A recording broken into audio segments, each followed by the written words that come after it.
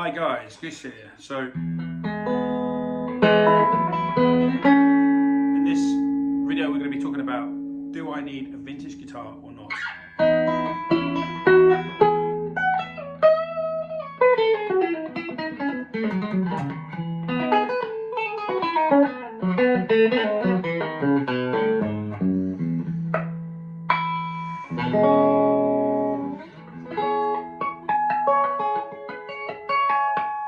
Okay, so what I'm holding here is a 1965 Gaito made in Japan in one of those famous factories. This was a flagship model for Gaito. I heard this on a Raikuda album. Raikuda had two of them. It was a present from a Japanese fan or a friend of his. And basically, cut a long story short, it's got the best neck pickup, in my opinion, from any guitar anywhere in the world. But that's, these are opinions, of course. And so that's why I had to have one. And I could only get this pickup and this guitar. Obviously, there's no kind of repros of this. It would be hard to reproduce this, I believe. And I managed to buy this for £900. Okay, 900 quid. That's what I've got. So for me, this is the greatest pickup ever made. These are, but this particular position of this one makes it sound outstanding. It's really great for the kind of music I do, quirky sort of Cuban sounds and the kind of bluesy stuff I do. But anyway, I digress. We're going to be talking about, or asking ourselves the questions: should I buy a vintage guitar? So let's discuss some of the reasons why you might want to buy a vintage guitar, and some of the reasons why you might not want to buy. Pretty obvious reasons you might not want to buy a vintage guitar. So first of all, I think that the first thing is like this guitar here. There's something special about some of these vintage instruments, not all, but some of them have a unique quality and a sound that you can't obtain from something new. For example, let's take a Fender guitar. The Fender custom shops, even the master builts like a Del Wilson, they're going for about £10,000 in some UK stores here. I think that's right. But basically, the originals, now off the top of my head, they could be, say, 25 grand or something for one that's not refinished. That's off the top of my head. I might be wrong here. Prices are changing.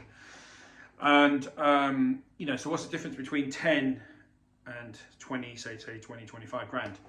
Well, the difference is going to be pretty much everything. The woods, the type of wood, the growth it had, the seasoning of the wood, the pickups, the construction, the metallurgy of the parts, the metal parts such as the bridge and the saddles, and the springs. They're all going to be a different type of metal. Fender haven't exactly, cloned the metallurgy. They haven't analysed that metal, really got it spot on correct. These are all things that are close, but they're not quite the same. So some of the parts you can't buy anymore because they're illegal. Some of the caps that are inside, the electronics, all this stuff, the pots, different ratios, all that kind of stuff adds up to an instrument in the 60s or the 50s sounding different to a modern Fender recreation. The percentage of the difference that's the kind of thing that you need to ask yourself. That is it 5%, is it 1%, is it 10% difference, is it 25% difference? That's going to really be an indication whether you need to go and track and save the money up for an original, or you're happy with a repro. But the repro is, like I said, 10 grand for a repro is pretty expensive. So basically you can buy a refinished Strat for what, 12 grand, 14 grand, and that's a Strat with original pickups. Again, the prices I'm not 100% sure on, but that's kind of what I've recently seen. So then are you asking yourself, well, should I buy a repro exact copy for around 10 grand, or shall I buy a refinished Strat for a couple of grand more, and I've got the real thing, but except it's refinished and some of the parts may be dubious, maybe the bridge has been replaced, but is there the sound, is the sound still better than the repro? So that's another question. But then we come on to really expensive instruments like Les Pauls, for example, the Gold Tops, which are now starting at 25 plus, depending on the condition, 30 grand for a Gold Top, 53 say, and then you're going to go obviously to the Holy Grail 59 bursts, which are £300,000 or more, depending on its sort of history, the history of the guitar. So why would somebody, why would people buy these guitars as opposed to a reproduction? Well, I think it's twofold really. It's going to give you, for example, if you're an artist, if you're actually a touring artist, then having an original guitar might give you some extra kudos, your legitimacy, as in, he's a great blues guitarist or jazz guitarist, and he's playing an original guitar. So there's kind of like, that's really interesting. I can get to enjoy this nice sound of the original guitar, plus, he or she is a great guitarist. So there's that. Another thing, but for me, I think most of the people that buy these vintage guitars, it's more of a sign of success or wealth, that you've achieved, you've worked hard, or you've had some lucky strokes, and boom, you're going to show the world or show yourself, the gratification of you buying this kind of award, this symbol of your success. So that could be it as well. Another thing, it could be that within your peers, I own a real Les Paul, and it's, because if you feel special, you feel more important because you're going to own one of these instruments. And I've seen that amongst my friends and stuff, that there's a certain level of, oh wow, he has a real Les Paul and a vintage Les Paul, whatever, so it gives you some, with your peers, you might feel a bit more elevated, Now, do I personally think that somebody who owns a real Les Paul is special? Me personally, no, not at all. I don't see any problem the person owning a real Les Paul, if that's what they want to spend their money on. But it doesn't make me think of them as a special person, at all, Because what it comes down to in music is this, the very simple rule. You can have an amazing guitar player play an Encore or a vintage brand Les Paul or Strat, yeah, £100 Strat, £200 Strat. So an amazing player, professional player, can play that guitar and sound fantastic, pretty much as good as he would if he took a real vintage version of those guitars. He would pretty much sound the same. He might even sound better, because some of those vintage guitars, the pickups are falling apart. Some of the Les Pauls, the boards have been planed every time they've been refretted. They planed the fretboard, and now the rosewood's gone, completely flat, and there's hardly any rosewood left, basically. So on some instruments, they're actually difficult to play. They're not even easy. And then you don't want to modify a vintage instrument because it's going to affect the value.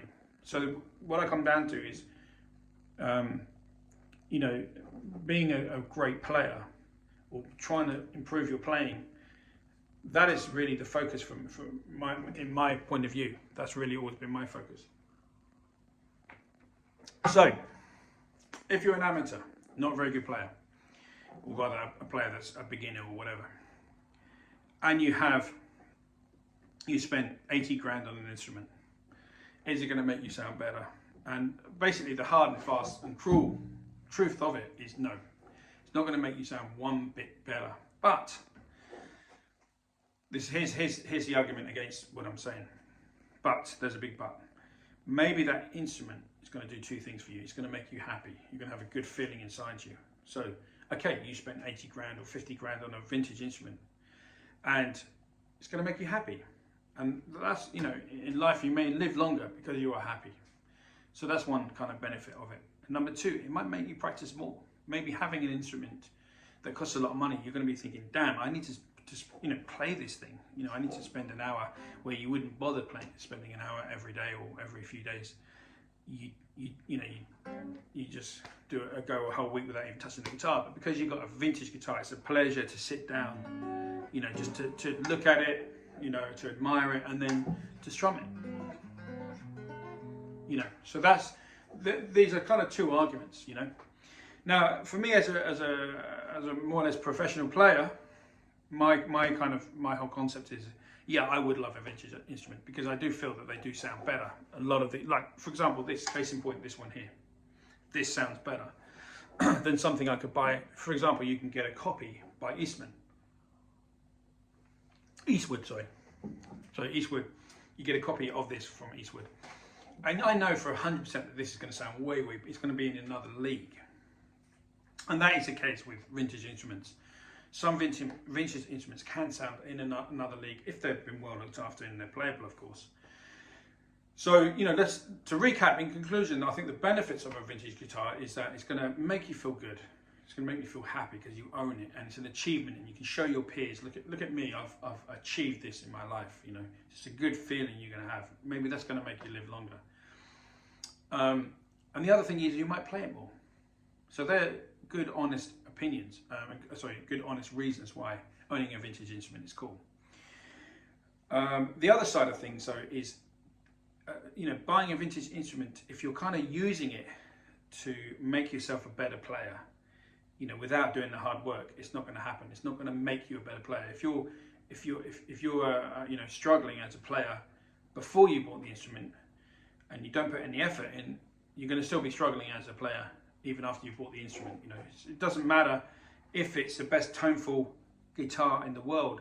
It will have to be played by somebody who's rather confident in order to make it sound the best. You know, if you've got somebody who, you know, who can't make a cheap guitar sound good, they're not going to make a vintage guitar sound good. You know, so there's that.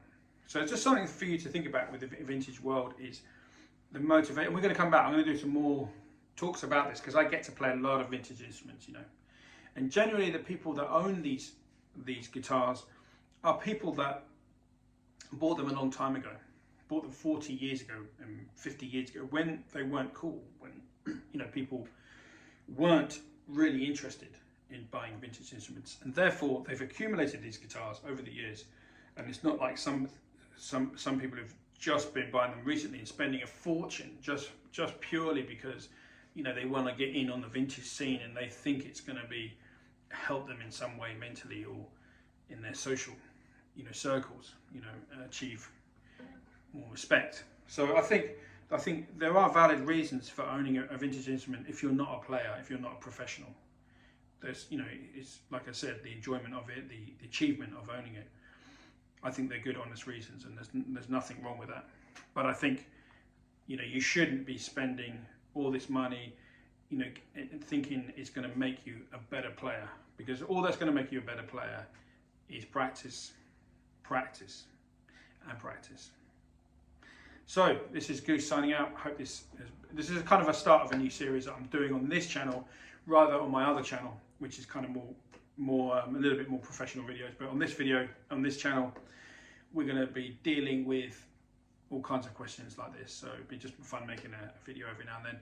And if you've got any questions, you can join my Patreon, and like actually playing the guitar, questions about playing guitar and stuff. You can join my Patreon, which is the Guitar Show, patreon.com/the Guitar Show, and I'm doing a whole blues course there and all of that stuff. So hopefully this video has been useful, and see you in the next one.